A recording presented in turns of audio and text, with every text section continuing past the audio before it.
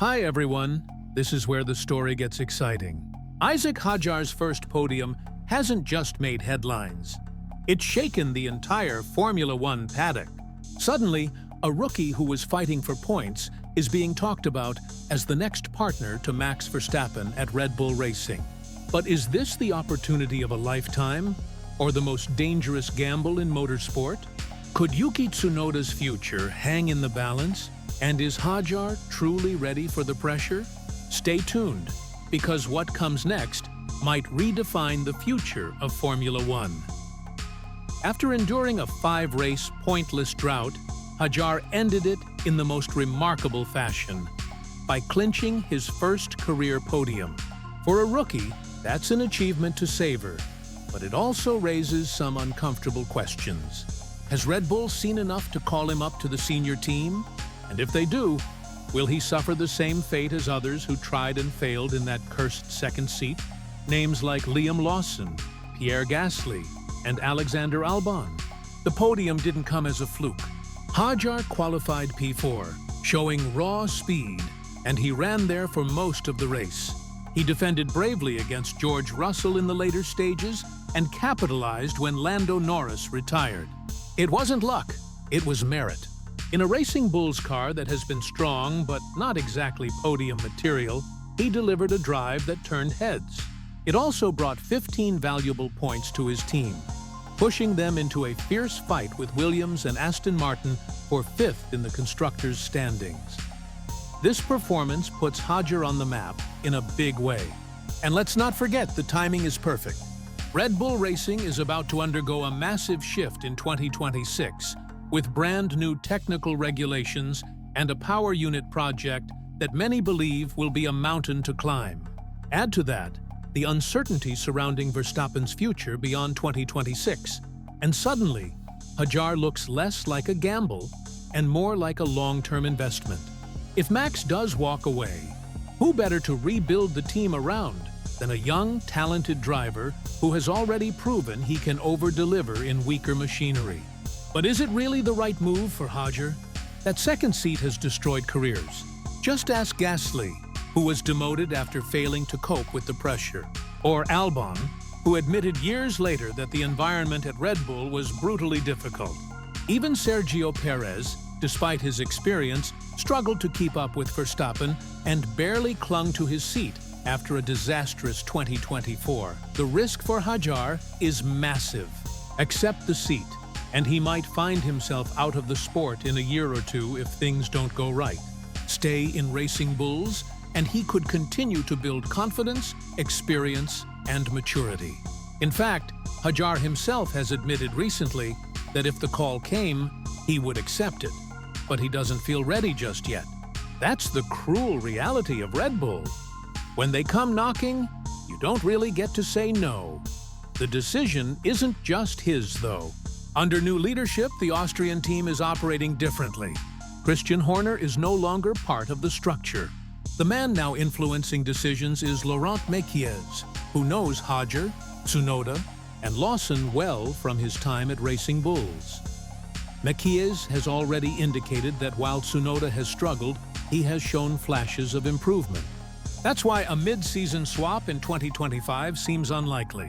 But going into 2026, that's when the real decision has to be made.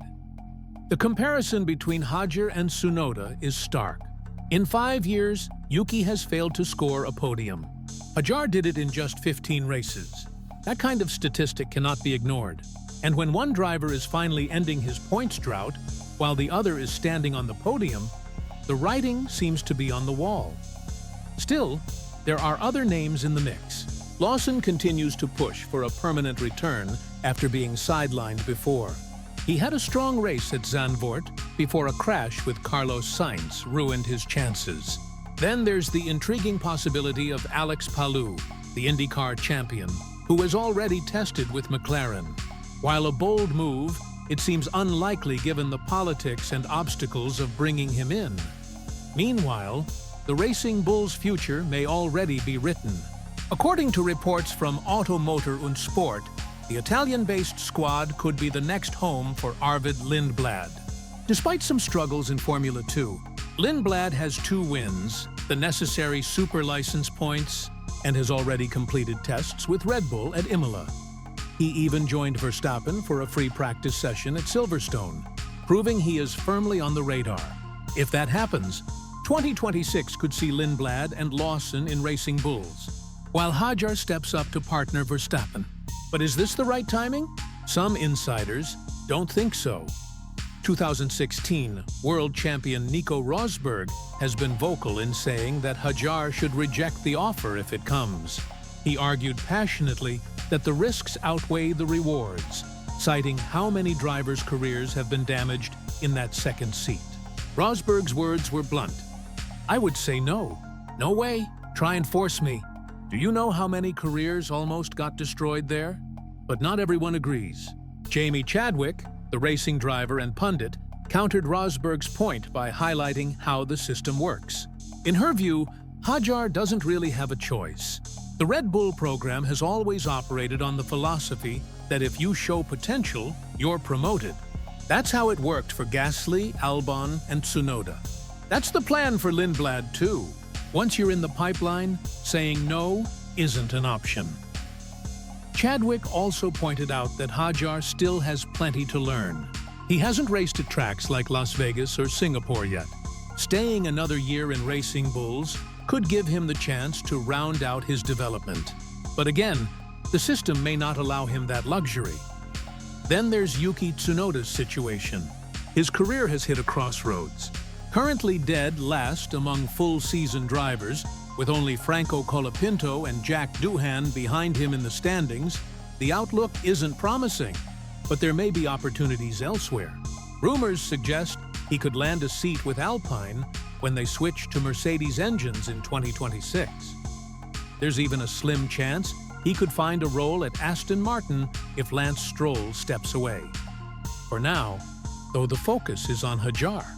He's proven himself as a top 10 driver in 2025, tied in points with veterans like Nico Hülkenberg.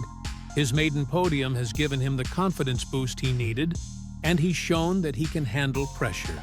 But stepping into the furnace of Red Bull racing alongside a four-time world champion like Max Verstappen is a whole different challenge.